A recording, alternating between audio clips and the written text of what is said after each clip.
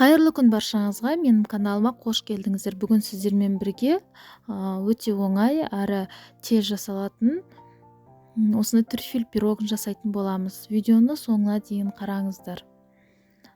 Қонақ күтсеңіздер, осы пирогты міндетті түрде жасап көріңіздер. Шоколадты әдемі пирог болады.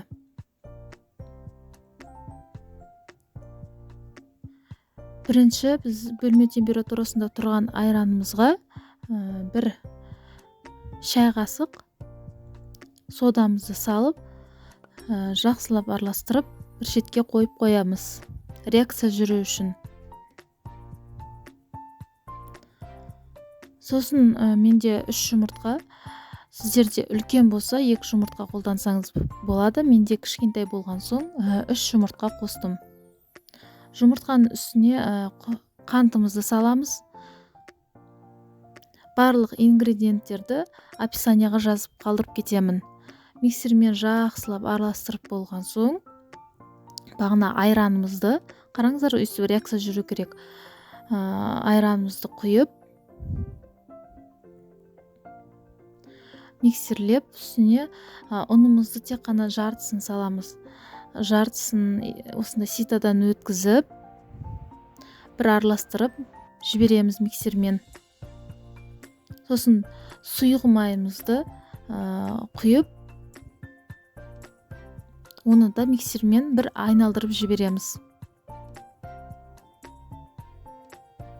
Қалған ұнымызды өткізіп, ситадан бір шай қасық разрыхлителімізді қосып, 100 мл ыстық суымызды қосып, миксерлейміз барлығын.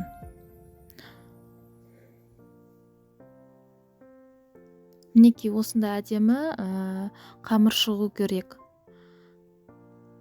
Видеодағыдай, осындай сұйық та емес, қатты қою да емес, осындай әдемі қамыр болып шығады. Формамызға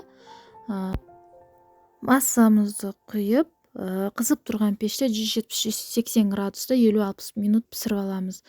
Өйстіп құйған соң бір сілкілеп жібереміз. Енді ганашын дайындаймыз. Ганашқа 50 грамм сүтпен 100 грамм осына шоколадымызды ванильный баняда немесе микроволновкада ертіп алған соң, кішкене суыған соң өйстіп бетіне жағып шығамыз.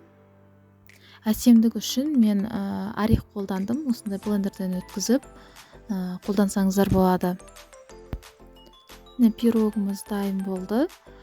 Егер видео ұнаса, менің каналыма тіркеліп, қоңыраушаны басып қойыңыздар. Алдағы уақытта менің видеомды өткізіп алмас үшін.